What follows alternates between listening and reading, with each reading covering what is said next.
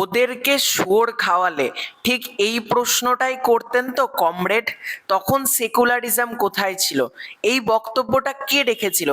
আমাদের সবার প্রিয় অভিনেতা ক্ষুদ্রনীল ঘোষ। আজকের এই ভিডিওতে ক্ষুদ্রনীল বাবুকে নিয়ে আমরা একটু কথা বলবো। দেখো, আমি আবারও বলছি, ক্ষুদ্রনীল বাবু আমার অত্যন্ত পছন্দের একজন অভিনেতা, কিন্তু অভিনেতা হিসেবে আমি তাকে 100তে 100 দেবো। কিন্তু একজন ব্যক্তি ক্ষুদ্রনীল ঘোষ, তাকে আমি কিন্তু মার্কস দিতে পারবো না, কারণ সেই মানুষটা যেটা শুরু করেছে সেটা নিয়ে আজকের এই ভিডিওতে কথা বলবো। তার দ্বিচারিতার মানসিকতা নিয়ে আজকের এই ভিডিওতে আলোচনা করব। তোমরা প্রত্যেকে জানো, বারুইপুরে একটা ঘৃণ্য, জঘন্যতম, নোংরা অপরাধ ঘটে গিয়েছে একটা বাচ্চা মেয়ে রিমি খাতুনের সাথে। এবার এই বাচ্চা মেয়েটিকে নিয়ে, দেখো আমি আবারও বলছি, এখানে কোনো পলিটিক্যাল দিক আমি আনবো না, কারণ ক্ষুদ্রনীল বাবু যে পলিটিক্যাল দল করে, সেই পলিটিক্যাল দলের বেশ কিছু মানুষ কিন্তু বারুইপুর নিয়ে সোচ্চার হয়েছেন। স্বয়ং মুখ্যমন্ত্রী শুভেন্দু অধিকারী তিনিও কিন্তু এই ব্যাপারটা দেখছেন। দেখা যাক ভবিষ্যতে বিচার কতদূর এগোয়, তাই আমি দলটাকে কখনোই দাগিয়ে দেব না। কিন্তু এই দলে একটা মানুষ রয়েছে, সেটা হচ্ছে ক্ষুদ্রনীল বাবু।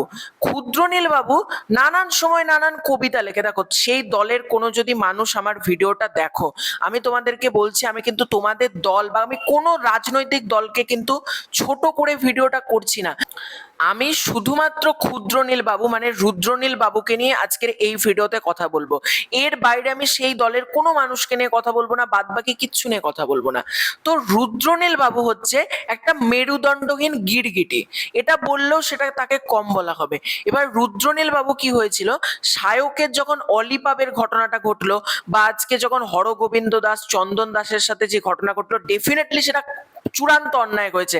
সেটা নিয়ে রুদ্রনীল বাবু পোস্ট করেছেন, তা নিয়ে আমার কোনো দ্বিধা নেই।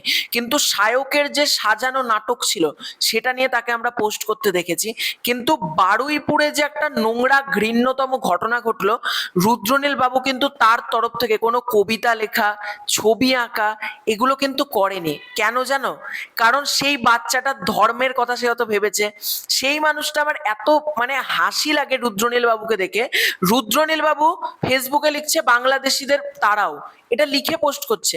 যখন বাংলাদেশ থেকে চঞ্চল চৌধুরী, সাকিব খান, অনন্য মামুন আসছে, রুদ্রনীল বাবু জড়িয়ে ধরছে, আমি আপনাদের সাথে সিনেমা করব, হা হা হা হা করেছে, দাঁত বের করছে, মানে সে কি আনন্দ।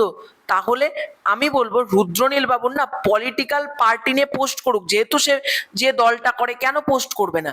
কিন্তু তার এই যে দ্বিচারিতা, যখন তার দলে কোনো হিন্দু মানুষ ভিকটিম হচ্ছে, তখন রুদ্রনীল বাবু সবার আগে একটা পোস্ট করে দিচ্ছে। কিন্তু যখনই একটা মুসলিম মানুষ বা মুসলিম মহিলা, মুসলিম ব্যক্তি ভিকটিম হচ্ছে, যখন অন্য ধর্মের মানুষের উপর অত্যাচার হচ্ছে বা অন্যায় হচ্ছে, তখন কিন্তু এই রুদ্রনীল বাবুর পক্ষ থেকে কোনো পোস্ট দেখতে পাচ্ছি না আমরা। আমি যখন ভিডিওটা করছি, এই মুহূর্ত থেকেও রুদ্রনীল বাবুর কোনো পোস্ট নেই। এবং নিজেকে প্রশ্ন করুন রুদ্রনীল বাবু, দেখুন আপনি আপনার ভবিষ্যতে যদি কোনো কাজ আসে, আমি বলবো দারুণ হয়েছে, যদি কাজের কোয়ালিটি ভালো হয়। কারণ আমি মনে করি আপনি একজন ভালো অভিনেতা। আপনি ধূমকেতুতে ফাটিয়ে অভিনয় করেছেন, আপনি একাডেমি অফ ফাইন আর্টসে দুর্দান্ত অভিনয় করেছেন। আপনার অভিনয় নিয়ে আমি কখনো প্রশ্ন তুলবো না, কারণ আপনি খুব ভালো একজন অভিনেতা। আমি আবারও বলছি রুদ্রনীল বাবুকে, আপনি ভালো অভিনেতা। কিন্তু যখন পোস্ট করছেন না, দুই তরফ থেকেই পোস্ট করুন। যখন হরগোবিন্দ দাস, চন্দন দাসের প্রতি অন্যায় হচ্ছে, তখন যেমন পোস্ট করবেন, ঠিক একইভাবে কিন্তু বারুইপুরে যে ঘটনাটা ঘটছে সেটা নিয়েও আমার মনে হয় রুদ্রনীল বাবুর কিন্তু পোস্ট করা উচিত। নয়তো আপনাকে লোকে মেরুদণ্ডহীন, আপনাকে নিয়ে অলরেডি ফেসবুকে ক্রিটিসাইজ শুরু হয়ে গিয়েছে, কারণ আপনার কোনো কবিতা আমরা দেখতে পেলাম না, আপনার তরফ থেকে কোনো ছবি আঁকা আমরা দেখতে পেলাম না। বুঝতে পারছেন নিজেকে কোথায় নামিয়ে নিয়ে চলে এসেছেন, নিজের রেপুটেশনটা কতটা নেমে গিয়েছে। মানে অলিপাবের ঘটনাটা ঘটে, আমি কিন্তু আপনাকে নিয়ে একটা রিপ্লাই ভিডিও করেছিলাম, তারপরেও আপনার কোনো সিনেমার ভালো কন্টেন্ট এলে আমি ভালো বলেছি। কিন্তু এখন যেটা দেখলাম যে অলিপাব নিয়ে এই মানুষটা এত লাফালাফি, ছবি আঁকা করতে পারছে, কিন্তু বারুইপুর নিয়ে পুরো চুপ। মানে এদেরকে কি মানে অভিনেতা হিসেবেই মানায়, কিন্তু ব্যক্তি হিসেবে এরা কতটা সমাজে অযোগ্য, এটা জাস্ট তোমরা ভাবতে পারছো না। সিরিয়াসলি বলছি, আমার খুব খারাপ লাগলো, এই জন্য আমি ভিডিওটা করলাম। নচেত কোনো মানুষকে নিয়ে অকারণে আমি রিপ্লাই ভিডিও কোনো অভিনেতাকে নিয়ে করি না, কিন্তু এই দ্বিচারিতা, বাজে মানসিকতার জন্য আমি এই ভিডিওটা তৈরি করলাম। তো তোমাদের এই পুরো ব্যাপারটাকে কেন্দ্র করে কি মতামত কমেন্ট করে জানিও। খুব শীঘ্রই দেখা হচ্ছে নতুন কোনো ভিডিওতে। চ্যানেলে প্রথমবার হয়ে থাকলে সাবস্ক্রাইব করে দাও। Bye bye.